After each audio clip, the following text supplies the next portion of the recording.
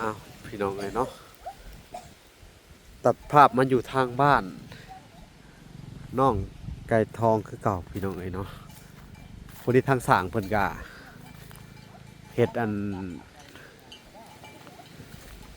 โครงหลังคาเสร็จเรียบร้อยแล้วเนาะ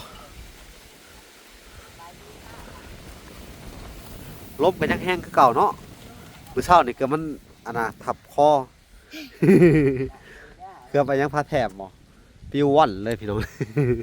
สวัสดีโดยสวัสดี สวัสดีเนาะกันไปทางใดล่ะพ่อแม่อยู่ส่วนสวนตัวใด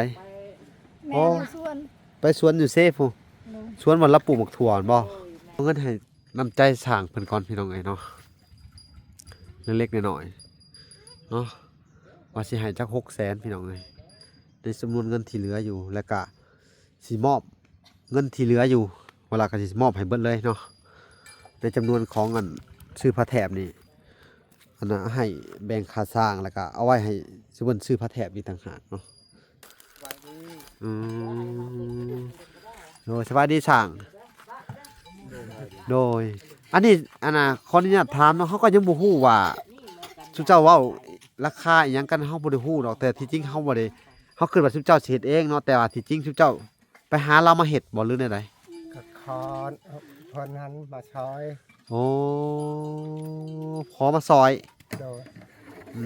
เป็นพี่น้องกันนี่บ่หรือแนวใดพี่น้องกันโอ้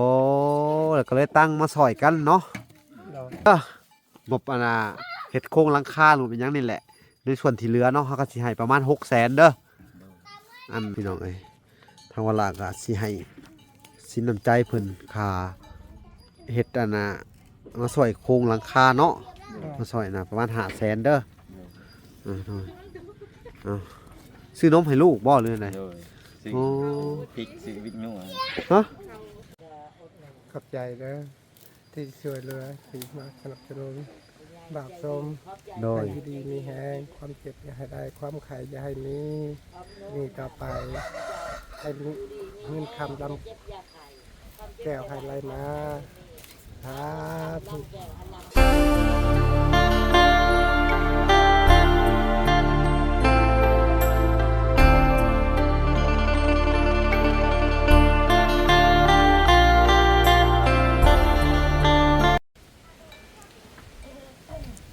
อ้าวพี่น้องเลยเนาะตัดภาพมันอยู่ทางบ้าน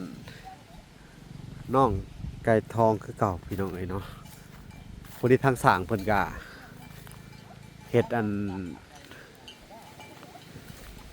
โครงหลังคาเสร็จเรียบร้อยแล้วเนาะลมก็ยังแห้งคือเก่าเนาะมื้อเช้านี่ก็มันอันน่ะทับคอ เกือบไปยังพาแถบบ่ปิวว่อนเลยพี่น้อง สวัสดี โดยสวัสดี สวัสดีเนาะกันไปทางใดล่ะพ่อแม่ อยู่ส่วน สวนตัวใด แม่อยู่ส่วน ไปสวนอยู่เซฟพู โดย สวนวันละปลูกหมกถั่วบ่บ่หมกถั่วงัวเขากินหรือว่าควายเขากิน ควายเขากิน ควายเขากินแล้วแต่ต้นเติบแล้วบ่นี่ โดย เออสร้างเพิ่นบ่ได้มาอีกบ่บัดนี้ มา นะ เฮ็ดแล้วเขามา แล้วเมื่อไหร่นะ โดย ไปตามเรามาไปว่าสิเอาเงินให้ค่าน้ำใจเราซะหน่อยพี่น้องเอ้ยทางสร้างเพิ่นก็น่าสงสารพี่น้องเฮือนน้อยๆหนึงเพิ่นว่ามีลูกอ่อนก็เลยสละเวลามาให้ทางเวลาก็สิเอาเงินในส่วนที่อันเหลือซื้อข้าวของนั่นแหละพี่น้องสิได้เอาให้เพิ่นค่าน้ำใจเนาะค่าน้ำใจที่ว่าเพิ่นมาซอยครอบครัวนี่แหละ แต่ที่จริงกันมันยังบ่ทันแล้วแหละแต่ว่าทั้งพ่อน้องไก่ทองเพิ่นก็สิเกาะออกเองเพิ่นเนาะเกาะด้านหลังนี่พี่น้องเอ้ย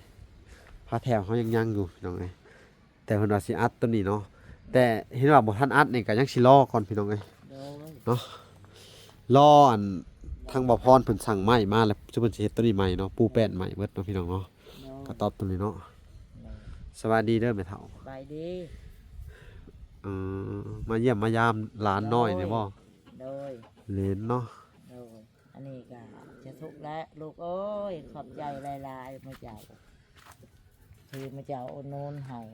ให้อยู่ดีมีแห้งลูกเอ้ย อืม ความเจ็บจะได้ความไข่จะมีหาเงินคำลำแก้วหันหลังมาหาลูกจ้าถูก สาธุ เด้ เด้อ อ สาธุสาธุขอบใจแม่เฒ่า ได้ ขอบคุณ ได้ กัน ใช้จะลูกเอ้ย โดย ขอบใจหลายๆอันนี้ก็ได้ย้อนลูกเต่าช้าถูก โดย บุญคุณลูกเต่า เนาะ ช้าถูก โดยโดย ได้ โดย ชำนี้ลูกเอ้ยอันนี้ก็ได้บุญหลายเจ้า โดย อันนี้ก็เป็นเงินของทางอันเอื้อยอ้ายจากทางอเมริกาเพิ่นเด้อ โด ที่ ย เพิ่นฝากมาสมทบมันนี่แหละพี่น้องเอ้ยเนาะช่วยเหลือครอบครัวน้องไก่ทองตั้งแต่ต้นเนาะจนอันนี้แหละหลังคาสังกะสีเนาะกระต๊อบนี่แหละพี่น้องนี่แหละเพิ่นนี่ก็ได้อยู่สะดวกสบายขึ้นหลายบาทนี่เนาะ โดย ฝนตกก็บ่หัวดอกมันเนาะ อ๋อ สบายขึ้นก็ใครกอดแต่เก่าพี่น้องเอ้ย โอ้ย ฝนตกนี่ ผมมีหักก่อนอยู่ลู ฝนตกมันหัวจากๆเนาะ เออ เพิ่นไผหญ้าเนาะตะกี้เนาะมุงหญ้านี่พี่น้องหญ้า เอ เพิ่ อน นี่กองหญ้าเพิ่นได้สู้ขึ้นมา นี่ปัญญานี่แล้วที่เก่าที่เดิมลูกเอ้ยได้นี่แล้วได้บุญชาถูกลูกเอ้ย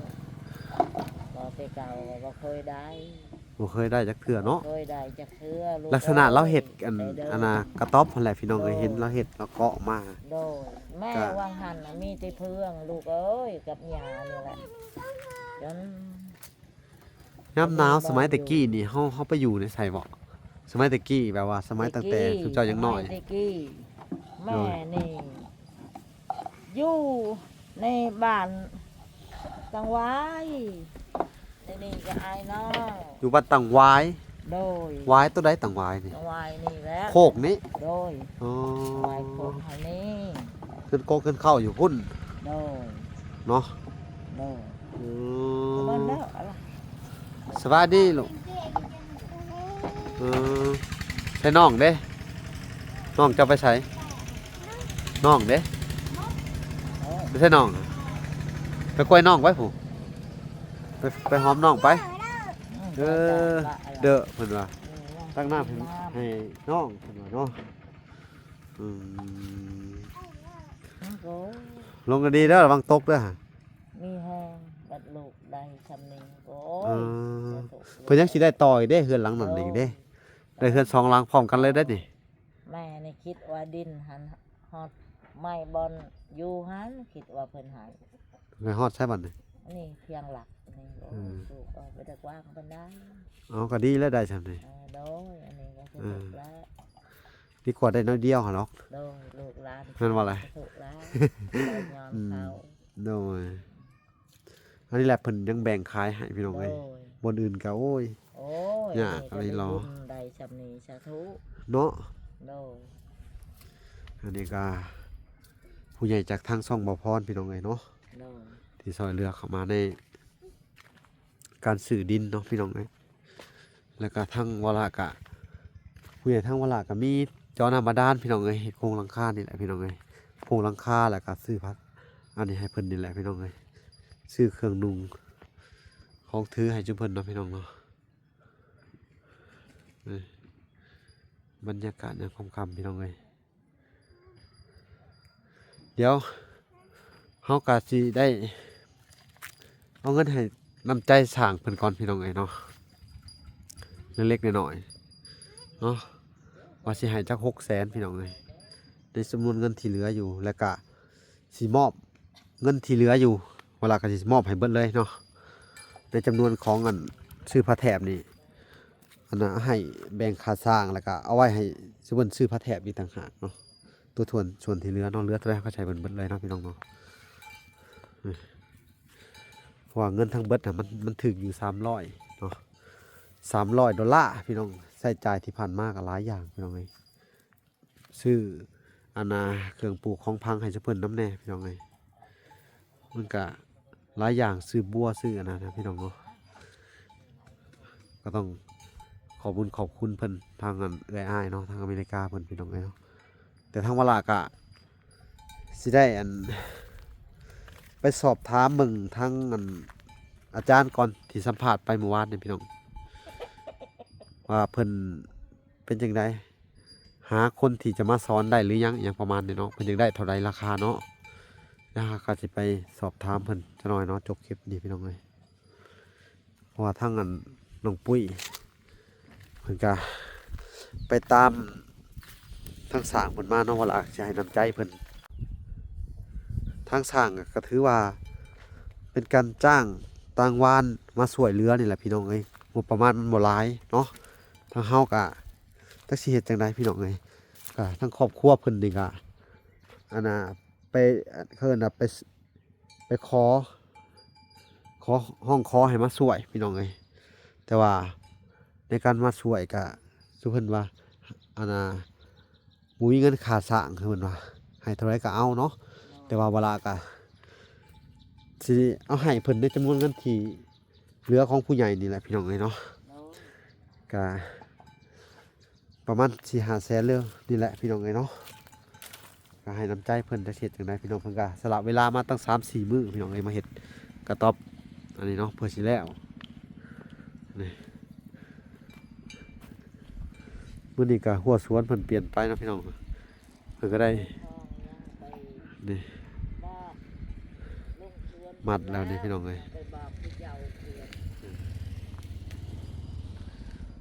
พี่น้อง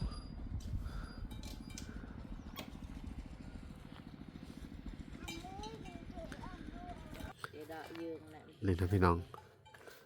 ทางพอน้องไก่ทองก็มาแต่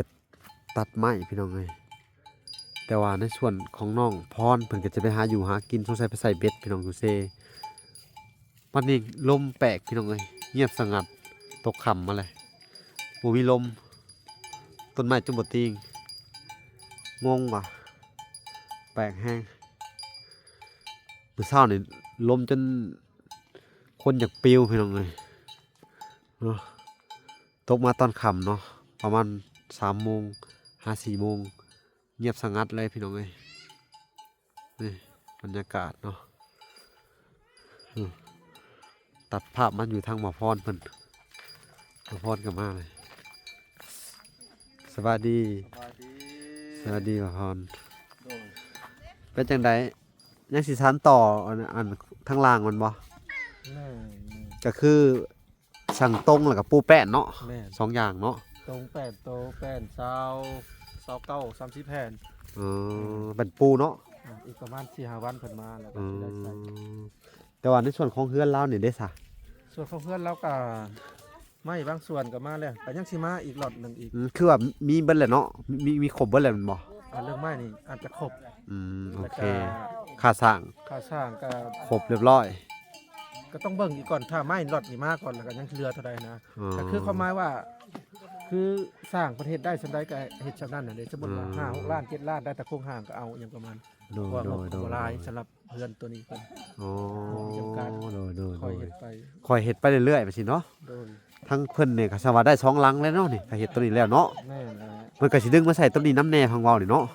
ดึงใส่ต้นยำแน่แล้วก็ไม้สี8เส้นพาแน่ ก็สิใส่พาเด้ประมาณ20-30ตู้ เพิ่นสิเพิ่นให้สั่งผ้าอีกแม่นบ่ อ่า ผ้านี่คือผ้า พากระตาดแต่ใส่ไม้เส้นแค่พาซื่อ อ๋อ ๆ8ซื่อๆนะ คือเราเพิ่นสิซื้ออันน่ะแป้นแอมมาให้อีกโอ้โหมันก็หรูหราเลยแหละไม่เฮือน1หลัง1เอาแล้วนี่เนาะแสดงว่าใส่ผ้าตัวนี้คือเก่าเนาะ ใส่พากระตาดคือเก่า อ่า แต่ว่าอยากให้มันไม่เส้นสี8โอเคพี่น้องเอ้ยเนาะแต่ว่าทั้งงบเวลาก็สิได้ให้น้ำใจสร้างมื้อนี้แหละก็สิให้น้ำใจสร้างเพิ่นว่าสบายดีเด้อ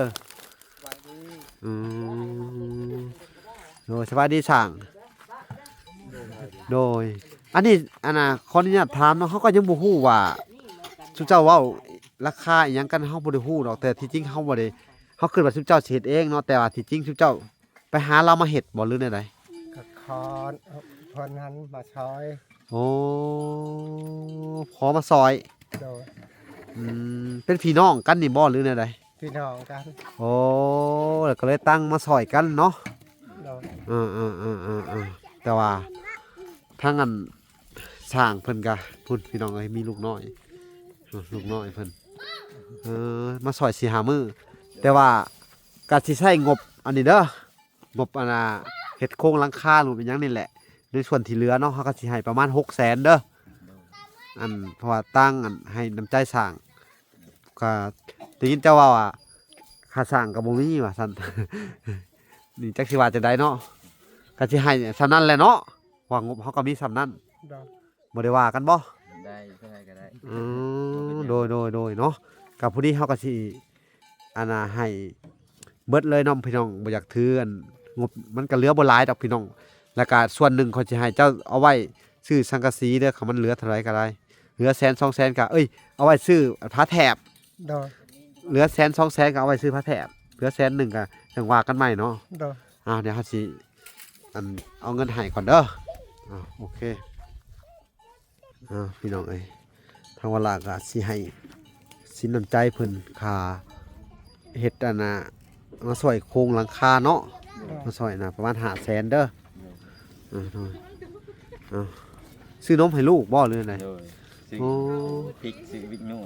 ฮะกินนมแม่กินข้าวกล่องโอ้โดยอันนั้นในส่วนของเจ้าก็สิเหลืออยู่ประมาณ150,000เด้ออันนี้เอาไว้ซื้อผ้าแถบเด้อ ดอก เนาะถ้าว่ามันบ่พอนะเนาะกับผู้ที่งบนี่เบิดแล้วเด้อบ่มีหยังแล้วของเจ้าเนาะ ดอก ของทางเอื้อยอ้ายจากอเมริกาที่เพิ่นฝากไว้จำนวน$300พี่น้องอีกส่วนหนึ่งทางเวลากะเอาไปสมทบซื้อดินให้เพิ่นแต่แรกพู้นแหละเนาะ3 ล้านแล้วก็อีกอันล้านหนึ่งล้านหกเนาะก็เอามาซื้อเป็นไม้เด้อไม้เส้นไม้หยัง ดอก แล้วก็อีกส่วนหนึ่งก็ซื้อสังกะสีเด้อ ดอก ซื้อสังกะสีแล้วก็อีกส่วนหนึ่งก็ซื้อผ้าแถบแล้วก็อีกส่วนหนึ่งก็ซื้ออันเบี้ยพักมาให้เจ้าเด้อ ดอก แล้วก็ซื้ออันบัวรดน้ำเนาะ ดอก อันนี้ก็คือเหลือเท่านี้เนาะเหลือ150,000เด้อเอาอันนี้เอาไว้เนาะทางเวลาก็เบิดแหลกงบของเพิ่นเนาะบ่อยากถือไว้เนาะพี่น้องเนาะก็ถือว่าเฮาหาสิซอยเพิ่นเพราะว่าเงินของเพิ่นเนาะซอยมาอันพามาซอยเหลือซุเพิ่นเนาะก็ต้องเอาไว้ให้เพิ่นให้มันครบทุกกีบเนาะพี่น้องเอ้ยจักสิว่าจังไดเอาก็เป็นจังไดมื้อนี้ความรู้สึกหลังจากหลังคาแล้ว ดีใจ ดีใจหลายเนาะ ดอก อยู่กันได้บ่ซำนี่ อยู่ได้เลย มีแต่ว่าเกาะออกตามมันที่ว่าเจ้าเฮ็ดได้เนาะตอนนี้เนาะ ดอก ถ้าในส่วนของสร้างก็ แล้วแต่เพอมันแล้วซำนี่ก็มีแต่ว่าเจ้าก็ดำเนินการเองเนาะ ดอก ส่วนของเพิ่นก็ต่อไปก็จักสิว่าจะได้แล้วก็แล้วแต่เจ้าเว้ากันเด้อ มาซอยกันอยู่ โดยเอาอันนี้ก็ให้น้ำใจเด้อ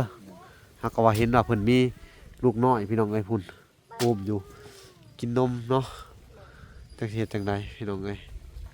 เนาะตั้งสวยๆกันไปเนาะ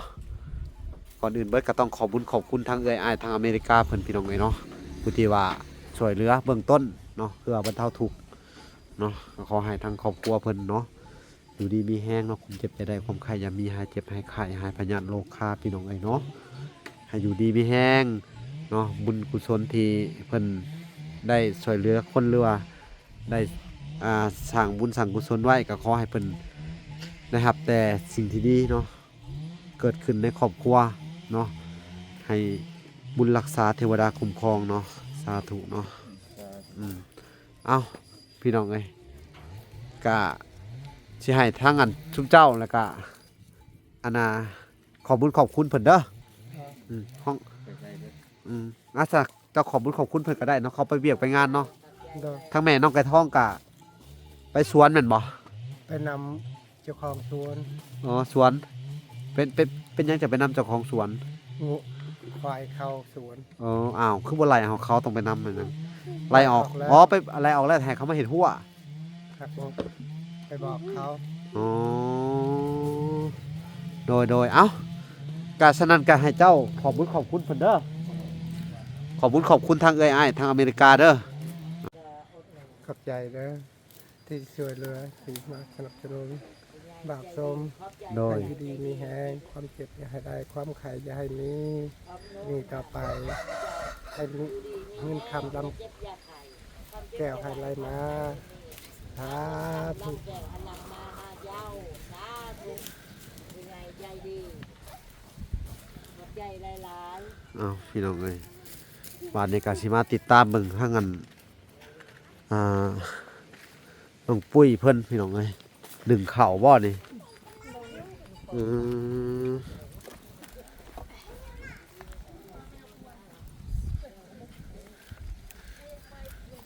เป็นอะไรสบายดีน้องปุ้ย โดยสวัสดี สวัสดีน้องกระทอง โดยสบายดี ดึงเข่าบ่นี่ฮะ ลง โอ้ ลงประกาศ เข่าเนาะทางสร้างมันก็เมื่อแหละพุ่นพี่น้องเอ้ยเอาลูกเอาเต้าเมื่อแหละพุ่นก็ให้คาน้ำจิตน้ำใจเพิ่นน่ะเพื่อนชาติเพิ่นอยู่ทางนั้นพี่น้องเนาะคือบ่ใส่ผ้าปิดเอามีหยังคือแหล่ๆดำๆเลยผ้าปิดจะบ่นี่ฮะ ลง โอ้พี่น้องเอ้ยควันบ่ คือหนึ่งเข่าหน่อยแถมมันสิพ่อกินหมดนี่ พ่อ โอ้พอเนาะ โดย อืมโอเคพี่น้องเลย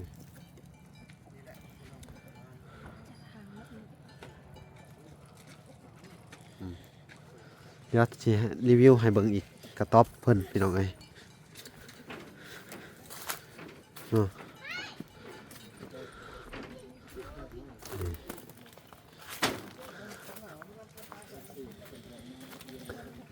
เพิ่นกับปาดขี้ดินออกข้างล่างพี่น้องเลยนี่ปัดกวดออกมานี่เนาะนี่แหละบอลเพิ่นสิเกาะออกมาพี่น้องเลยนี่สิเกาะออกนี่อันนี้กระทั่งแม่ลูกอ่อนเพิ่นลูกไผ่เพิ่นพี่น้องเลยสวัสดีเฮ็ดหยังอ่ะนะ เอาแพบ เอาแผบโอ้แผบนั่นบ่ที่ซักผ้าเนาะ น้ำลูก โอ้โดยนี่พี่น้องเอ้ยคือว่าเสร็จสมบูรณ์เนาะอันในการมุงหลังคาในส่วนของวลาเนาะแล้วก็ต่อไปก็สิมอบหน้าที่ให้ทางงบประมาณของทางบ่อพรเพิ่นเนาะทางวลาก็อันมีแค่นี้แหละเนาะในการอันช่วยเหลือเพิ่นเนาะแต่ว่าในเรื่องของอันอื่นเนาะทางบ่อพรเพิ่นก็มีงบประมาณทางผู้ใหญ่ของทางเพิ่นเนาะซื้อเสาซื้อไม้เพิ่มเนาะจ้างสร้างพี่น้องเลยเนาะก็ขอบคุณเนาะขอให้เพิ่นได้เนาะในเฮือนในซานซะเนาะก็ดีมกดีใจนำเพิ่นเนาะทางเวลาก็บ่มีหยังสิตอบบุญแทนคุณผู้ใหญ่ว่าจะช่วยทางบ่ละหรือว่าทางอันช่องอื่นๆเนาะก็ดีใจเบิดพี่น้องเอ้ยเนาะก็มีแต่ขอให้ทุกท่านเนาะจงมีแต่ความสุขความเจริญเนาะนี่แหละพี่น้องเอ้ยคนเฮาต้นทุนชีวิตต่ำเนาะพอได้สำนี้เพิ่นก็เฮ็ดหากันเนาะเฮ็ดทั่วเฮ็ดสวนเนาะก็พอได้เลี้ยงลูกเลี้ยงเต้าเนาะหาอยู่หากินต่อไปพี่น้องพอได้เฮือนได้ซ่านแล้วก็เนาะเอาโอเคพี่น้องเอ้ยคลิปนี้ทางเวลาก็สิได้ขอตัวลำลาไปก่อนเนาะเวลาสิได้มาอัปเดตใหม่อีกทีนึงเนาะฝากติดตามคลิปตอนต่อไปพี่น้องเอ้ยว่าสิไปอยู่ในไซพี่น้องเอ้ยเนาะคลิปนี้ขอกล่าวคำว่าสบายดีเลยเด้อพี่น้องเอ้ยพอกันใหม่เนาะและสวัสดีบ๊ายบายพี่น้องเอ้ย